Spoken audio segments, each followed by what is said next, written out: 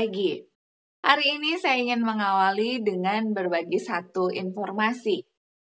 Pernahkah kita memperhatikan hasil gambar video yang direkam? Ada saja yang gambarnya itu tidak stabil tapi bergoyang-goyang. Saya pun menghasilkan video yang seperti itu. Kenapa? Karena memang sebenarnya diperlukan alat tambahan, yaitu gimbal ataupun stabilizer, agar hasil video itu baik, enak dilihat. Nah, sebenarnya satu inspirasi yang didapatkan untuk membentuk satu produk ini diambil atau terinspirasi dari kepala ayam. Ketika saya membaca informasi ini, saya merasa geli dan lucu. Ternyata, kepala ayam pun dapat menginspirasi. Ciptaan Tuhan yang kecil ini memberikan inspirasi bagi perusahaan-perusahaan gimbal atau stabilizer. Bukan hanya perusahaan tersebut, bahkan satu mobil terkenal yaitu Mercedes-Benz membuat satu mobil yang stabil terinspirasi juga dari kepala ayam. Menurut Barry Frost dari satu buku yang dirilis tahun 2013 dengan judul Birth Heart Stabilization menyebutkan bahwa memang kebanyakan unggas atau burung termasuk ayam ini memiliki kepala yang terkunci pada gravitasi, artinya diam pada satu tempat yang tidak terpengaruh dengan keadaan badannya yang bergerak.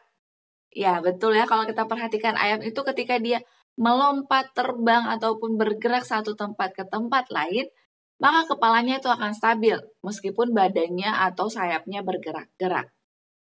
Bisa kita perhatikan jika kita mencari video-video baik itu di YouTube ataupun di Google, ketika kita browsing informasi tersebut, kita akan mendapatkan hal tersebut adalah benar adanya.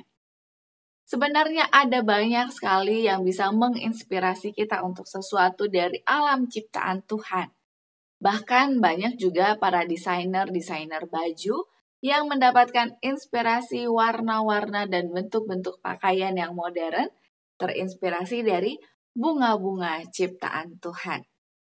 Jika ada di antara kita yang memerlukan inspirasi, baiklah kita meminta hikmat dari Tuhan dan kita dapat melihat, mencari tahu dari ciptaan-ciptaannya. Inilah hal yang saya syukuri bagaimana Tuhan kita itu luar biasa. Banyak sekali hal yang masih belum kita ketahui. Tapi selama kita terus mencari tahu, Tuhan akan memberikan kepada kita hikmat informasi tersebut. Mari kita bersyukur untuk berkat Tuhan, mulailah dari hal-hal yang sederhana, yaitu hal-hal yang kecil.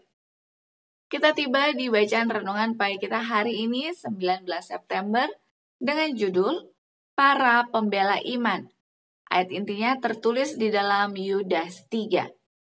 Saudara-saudaraku yang kekasih, sementara aku bersungguh-sungguh berusaha menulis kepada kamu tentang keselamatan kita bersama, aku merasa terdorong untuk menulis ini kepada kamu dan menasehati kamu, supaya kamu tetap berjuang untuk mempertahankan iman yang telah disampaikan kepada orang-orang kudus. Penjelasannya, segala jenis kejahatan meningkat di dunia, dan bumi tercemar dengan penghuninya. Rencana kekal Allah akan segera digenapi, dan akhir dari semua hal sudah dekat. Ini adalah masa ketika mereka yang memiliki pengetahuan tentang kebenaran Allah harus membentang di sisi panji Raja Immanuel yang berlumuran darah. Mereka harus tampil sebagai pembela iman yang disampaikan kepada orang-orang kudus. Mereka harus menyatakan kepada dunia untuk menuruti perintah-perintah Allah dan memiliki iman kepada Yesus. Mereka harus membiarkan cahayanya bersinar dalam sinar yang jelas dan kuat pada jalan orang-orang yang berjalan dalam kegelapan. Para prajurit Kristus harus berdiri bahu-membahu setia kepada kebenaran, pembela hukum Yahweh. Mereka yang menyimpang dari peraturan-peraturan Allah yang jelas itu akan mendukung kekeliruan dan berbaris melawan para prajurit Kristus. Mereka akan menyatakan siapa pemimpin mereka dengan jalan yang akan mereka tempuh dalam menentang kebenaran Allah dan dalam menegakkan kesalahan nurani dengan tindakan-tindakan yang menindas. Sekarang saatnya mengambil sikap yang tegas di pihak kebenaran.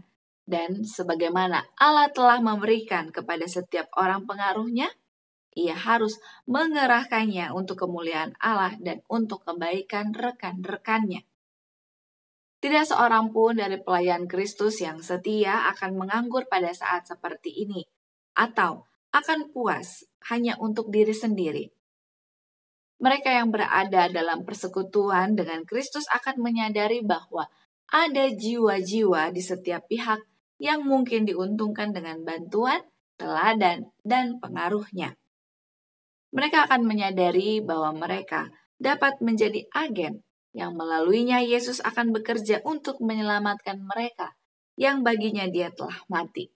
Ini harus menjadi pengalaman semua orang yang mengaku percaya pekabaran 3 malaikat ketiga. Muda dan tua harus memiliki pengalaman yang kaya, menyenangkan, dan berlimpah dalam agama Kristus. Aplikasinya bagi kita hari ini, Tuhan ingin menggunakan kita untuk pekerjaannya karena kedatangan Tuhan sungguh tidak lama lagi. Mari kita turut serta dalam hal ini dan Tuhan mau agar sebagaimana Yudas menyampaikan di akhir zaman ini, kita harus mempertahankan iman kita semakin dekat kepada Tuhan. Dan biarlah dengan pengaruh kita, orang lain boleh mengenal Yesus Juru Selamat dunia. Slogan kita awali hari ini dengan renungan pagi. Mari kita bersatu di dalam doa.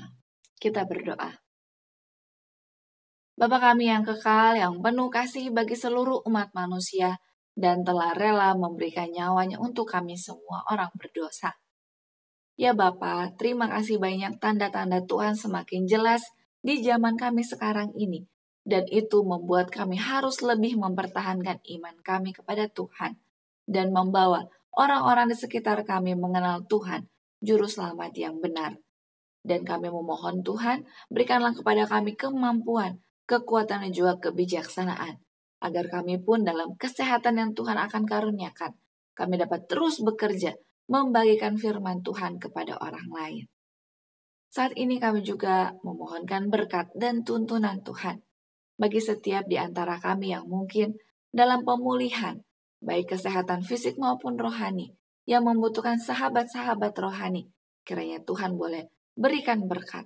Dan juga bagi setiap orang yang memiliki banyak sekali permasalahan yang telah menyampaikan semuanya ke hadapan Tuhan. Tolonglah masing-masing kami untuk boleh memiliki solusi dan jalan keluar yang datangnya dari Tuhan saja. Biarlah kami tidak hanya berpegang pada pengertian kami saja, tapi hanya berpegang pada kekuasaan Tuhan yang mampu membukakan setiap pintu yang tertutup di hadapan kami.